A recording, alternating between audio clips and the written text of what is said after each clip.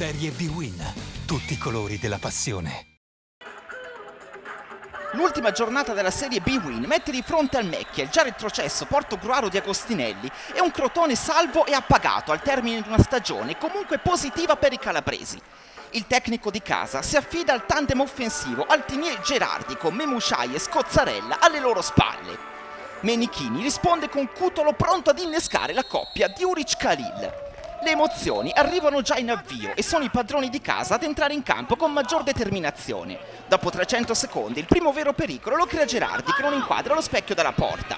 È il preludio al vantaggio del Portogruaro che si materializza subito dopo. Memusciai imbecca Altinier, la cui conclusione diventa un assist al bacio proprio per Federico Gerardi, che è l'uomo giusto al momento giusto per griffare il punto dell'1-0. Il Mecchia esulta per la rete che sblocca il risultato per un Porto deciso a chiudere in bellezza una stagione sfortunata.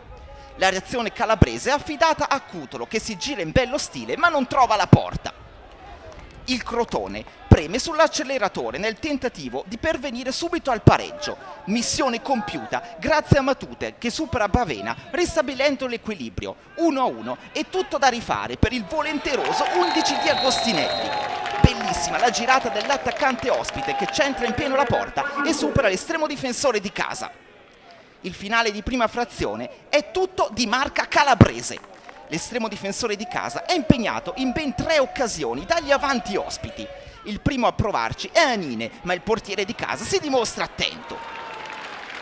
A stretto giro di posta sarà la volta di Khalil, ma Bavena dice ancora di no, salvando il risultato e mantenendo a galla le speranze del pubblico di casa di vedere la propria squadra chiudere la stagione con un risultato positivo. Sempre Bavena abbassa la saracinesca subito dopo sul tentativo dello scatenato Khalil.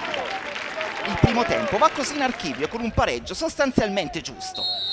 La ripresa si apre con Gerardi che non trova da favorevole posizione lo specchio della porta, non vedendo Altinier che in piena area di rigore reclamava il suggerimento.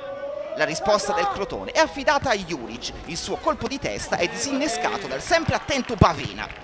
Sul capovolgimento di fronte però è il Porto a colpire, Christian Altinier sfugge alla marcatura di Viviano. Si coordina in bello stile e mette a referto il suo 13° centro stagionale. Eccolo qui, l'ottimo controllo da parte del numero 9 che si porta la palla sul destro ed impallina l'estremo difensore. I ragazzi di Menichini hanno subito dopo una reazione d'orgoglio. A provarci è Cutolo, ma Bavena continua ad essere pressoché insuperabile. Ma nulla può l'estremo di casa, quando lo stesso Cutolo, capitano simbolo dei calabresi, prende la mira e con il mancino spedisce alle spalle di Bavena la palla del pareggio, che gli vale la gioia personale numero 14 in questa Serie B-Win. Mancino terrificante da parte dell'attaccante capitano del Crotone, che non lascia scampo al portiere di casa. In pieno recupero gli ospiti trovano con Curiale il gol della vittoria. Niente da fare per Bavena, superato dalla precisa conclusione del giocatore rossoblu.